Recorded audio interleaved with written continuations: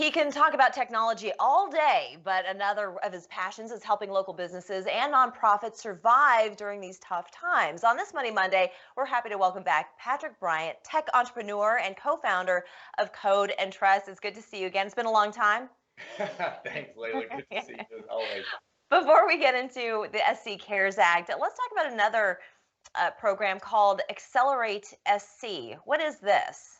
So Accelerate SC is the task force that the governor put together early on during COVID to make sure that all the right voices were in the room as we talked about things like PPE and laws around mask wearing and getting business back to work, reopening, all of those things.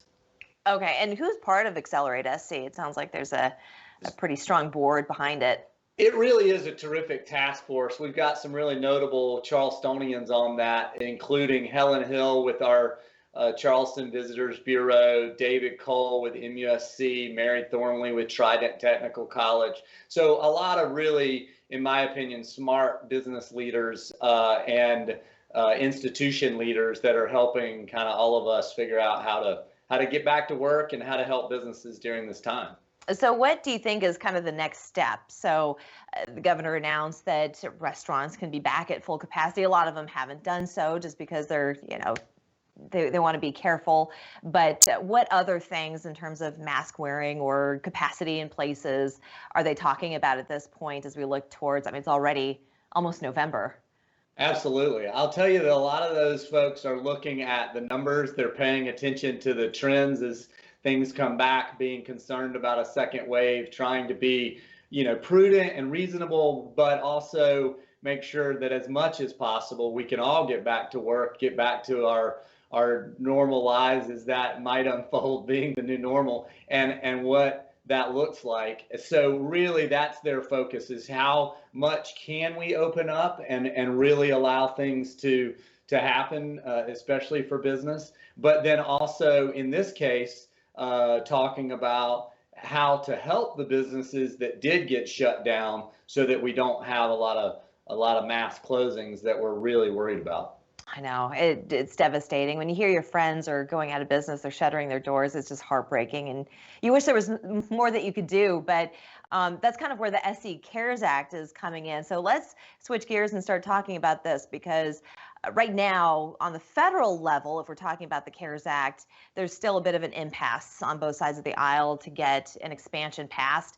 So can you tell us what the difference is between the federal CARES Act and the SC CARES Act and what the SC CARES Act is doing right now? Absolutely. So the federal CARES Act brought us things like the original unemployment numbers and the ability for PPP to exist in the world that really helped a lot of businesses make it through that really tough time.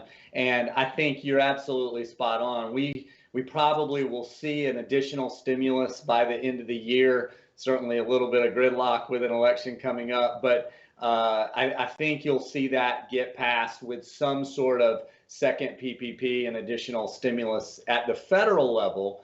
But at the state level, the governor and other lawmakers have crafted the SC CARES Act in an effort to help South Carolina and minority businesses in our state to make sure that they get what they need to stay in business. That's great. Well, this is a perfect place to take a break. So when we come back in the next half, I want to talk a little bit more in detail about the SC CARES Act, what's made available, and who it truly is there to benefit. So we're going to do that after the break. Don't go anywhere. On this Money Monday, we've been chatting with Patrick Bryant. He's a tech entrepreneur and co-founder of Code and Trust.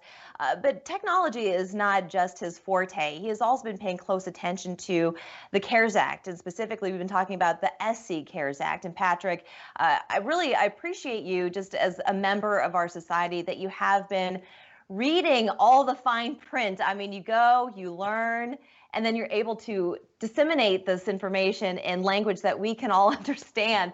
So can you tell us a little bit more? We're starting to touch on the SC CARES Act and what's been made available for businesses and nonprofits here. How much are we talking? Well, we've got two different pieces to the CARES Act, the SC CARES Act, which help businesses. So there's a $40 million fund set aside to help our businesses that had lost revenue during the downturn, the crisis. And then there's a $25 million fund for nonprofits to help our nonprofits that had struggles during that same time period. And there are a lot of nonprofits here. And just if I may divert just a little bit, you also run another company that has been helping virtually these nonprofits all across the country raise money through fundraisers that they normally would have been holding in person. Just to touch on that real quick, how have things been going? For us, good. We're really helping a lot of nonprofits with their virtual galas and fundraisers. A lot of the nonprofits across the U.S. use events to make their revenue for the year. And in this particular last 6 months, they were just annihilated, not able to have those events. And so we were really passionate about giving them a tool that allowed them to do that virtually. And so we've really been helping a lot of them, and we feel really strong about event.gives and what it does for the nonprofit community. So thanks for mentioning it. Yeah, absolutely. So you know firsthand the struggle that a lot of these nonprofits have been going through. Of course, the struggle is real with the local businesses here as well. So what are we looking at in terms of grants and what people can qualify for? What are some of the qualifiers? So the first thing, I'll start with the business fund, the $40 million, and that is going to allow businesses to get somewhere between a $2,500 and a $25,000 grant. And that funding will be allocated based on priority to businesses that are owned by minority business leaders that didn't receive PPP funds from the federal level, that have 15 employees or less. You have to have 25 or less employees even to apply. So it's really for small businesses. And the focus really seems to be to make sure we get the money to those that have the greatest need.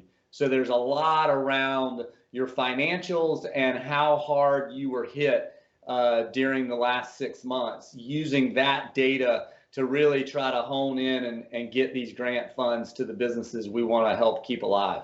And so you can't get anything unless you apply. So the application process, it's already started. What's the deadline? The deadline is November 1st, both for the business grant and for the nonprofit grant.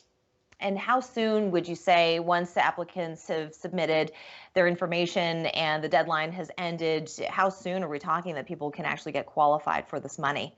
They have not put out the timeline that they'll issue the grants yet, but I would assume it's before the end of the year is the goal, or at the very least at the very start of the year. Yeah, certainly hope so. All right. Well, Patrick, as always, it's such a pleasure. Thank you so much for this information. And just out of curiosity, just to let people know, what was it? Why did you take to this information so passionately when all of this started coming down? Well, thank you. I mean, my number one passion is entrepreneurs and helping people start businesses and find, I find that entrepreneurs are the lifeblood of our community. And in this case, so are nonprofits, right? These are people helping other people, both through businesses and nonprofits. So if we can get them the information and help them stay alive, that's what I want to do during this time. It's the only way I know to give back during our COVID crisis, is to just try to help everybody stay alive and work through it. Well, I know you've been pouring through the information, and it's not easy. Some of it can be rather convoluted and complicated. So we appreciate that you've taken the first step and have helped us understand a little bit better. Thank you so much. Thank you. We're back after this.